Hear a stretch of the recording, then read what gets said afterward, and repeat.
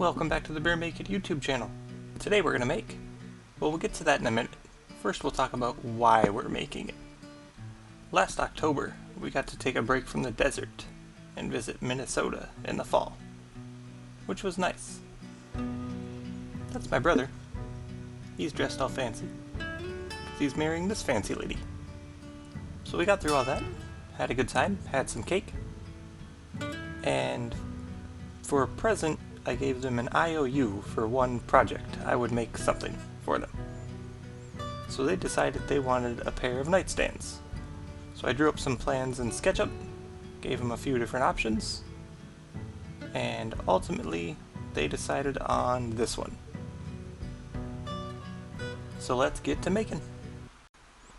So I went to the store, picked up some walnut boards, and got started laying out the parts. This is by far the largest scale project I've made with walnut. Previously I had used a very small piece of it to make a little keepsake box.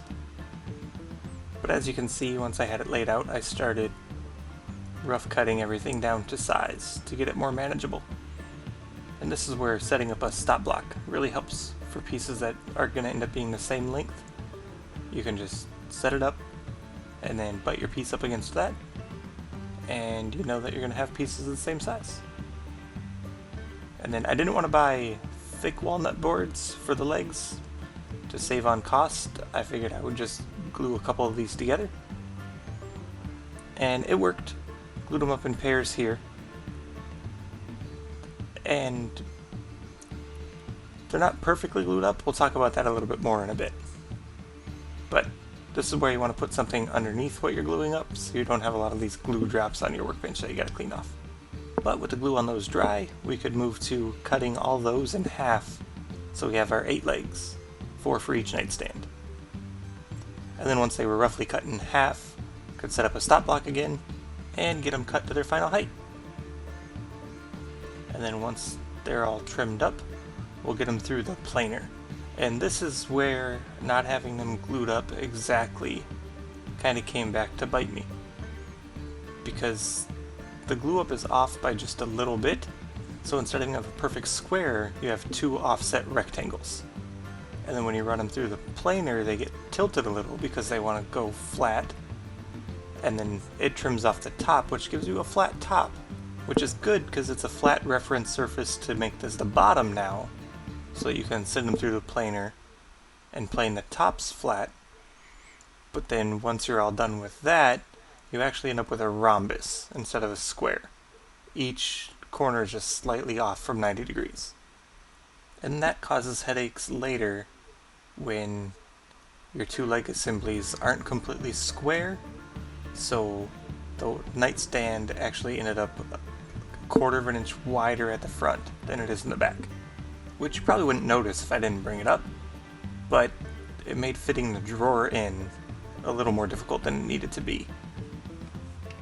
But after planing and getting the legs to what I thought was good and square at the time, I set them up on this quick tapering jig that I made to taper the bottom of the legs, just to give them a nice little decorative profile down there. And I did this before drilling any holes for the joinery. I'm going to be using dowels to put it together, because I thought doing this now it would be easier to not mess up and accidentally do that on the wrong face of the leg, which I still could have messed it up when I was drilling the holes, but I did okay. I got them all in the right place. And here I'm just getting the stretchers drilled, getting them prepped for the joinery.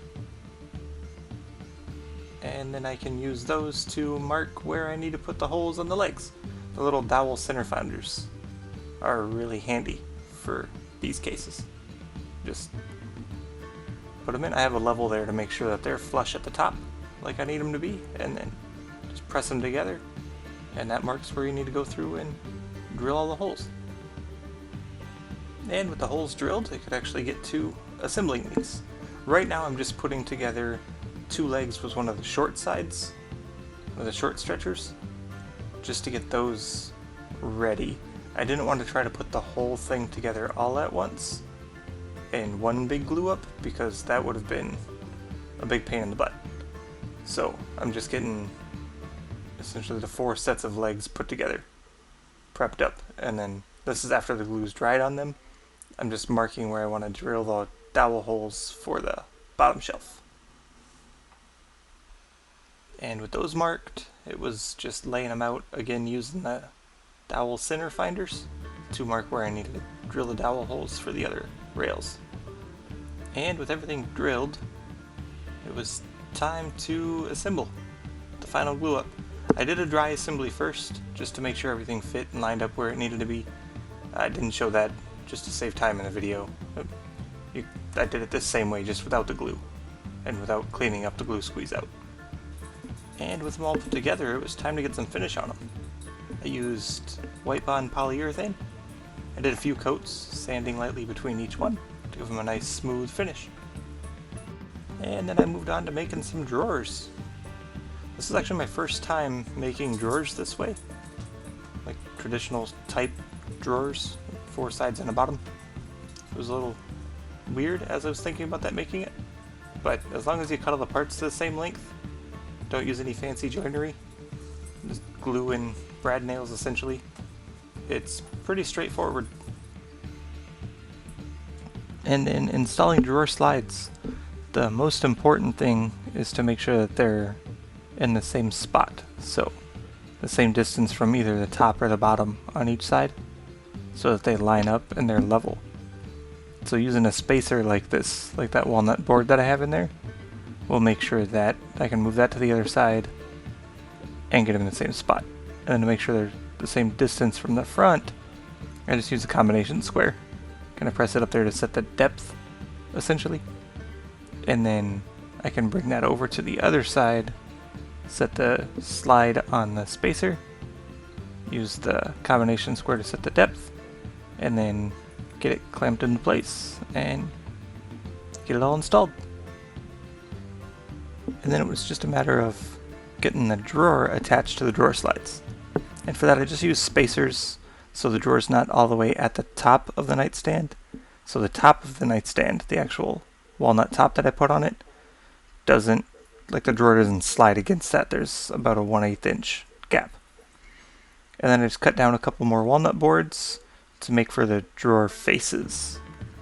And here I didn't install the riving knife back in my table saw, which I should have.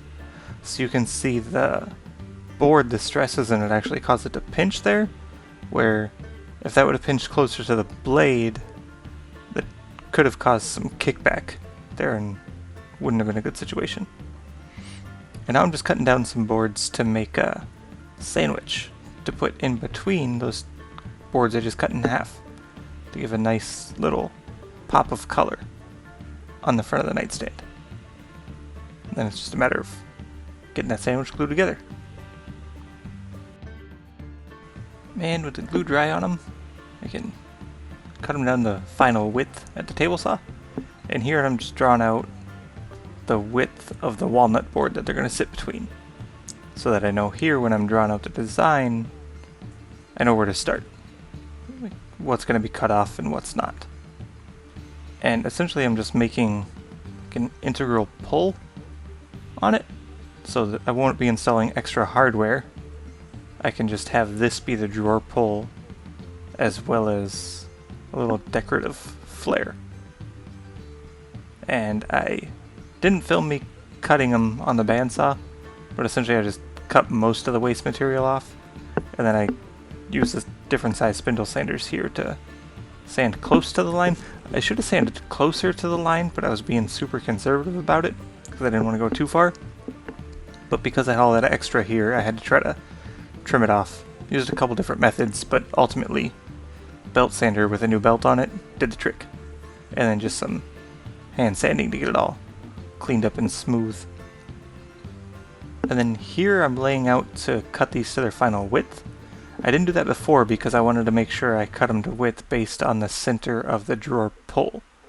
So I waited to that until I had the drawer fully assembled, the drawer face fully assembled, so I didn't cut them off at a weird offset like the drawer pull was on one side instead of the other. or in the middle.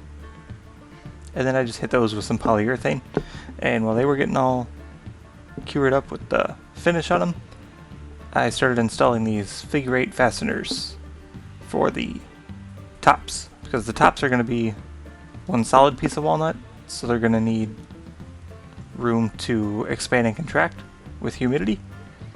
So these fasteners do just that. You get them installed and then they can essentially pivot back and forth as the top moves back and forth with its seasonal changes. But I had the drawer slides on there, so I had to take those off so that I could here flip the base over upside down on the top, get it all drilled out and installed. I actually really could have changed the order operations here because there was a lot of going back and forth, installing and removing drawer slides in drawer, so it took a little bit longer than it should have because I didn't really plan ahead that well. But we got it done. And got it done with just a few days to spare. The whole thing when I started working on these is I knew I had a deadline because these aren't something I wanted to ship, and we were planning a road trip to visit family in Minnesota.